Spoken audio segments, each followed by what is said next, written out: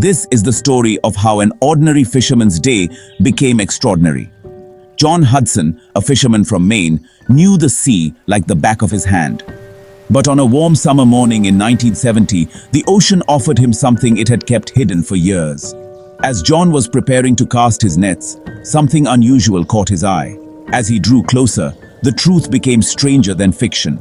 He pulled the object aboard, a large old wooden chest encrusted with barnacles and seaweed. With a crowbar in hand and his heart pounding, John pried it open. Inside, instead of treasure, he found a bundle of letters. These weren't just any letters. They were love letters and kept wrapped carefully. As John began to read, the answers would unravel a story lost to the tides.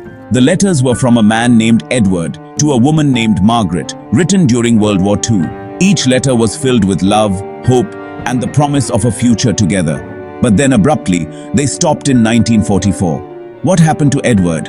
Why did the letters end so suddenly? He needed to know what happened. And so, a fisherman became a detective and started researching.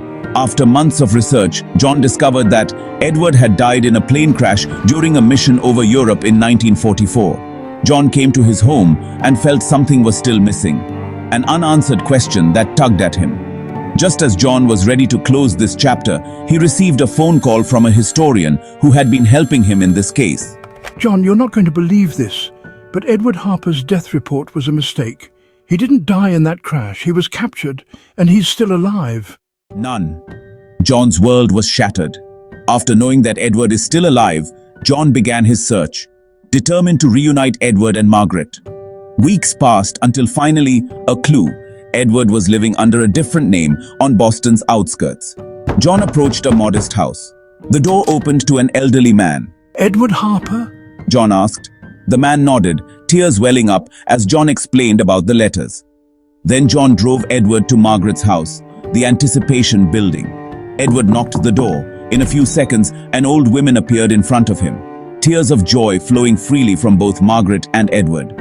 But from the start, John had wondered, why did he put those letters in a chest and throw it away in the ocean? He asked Edward. Edward's face showed a mix of confusion and fear and said, "John, it wasn't me. It was a sea mermaid." John laughed at Edward and said, I've been sailing those waters for over 50 years and I've never seen anything like that. Edward began to explain. He was captured by enemy troops. They took him aboard their ship, along with all of his belongings. Suddenly, out of the sea, a mermaid emerged, offering a chest full of gold. But in return, it demanded an object with feelings. The crew was stunned, unable to fathom such an object. He stood up and asked the mermaid for a favor. In exchange for what she asked, she agreed. Despite the others trying to stop him, he pulled out a bundle of love letters he had carefully wrapped. He handed them over and asked the mermaid to free him from those enemy troops. The mermaid accepted the letters and disappeared into the sea.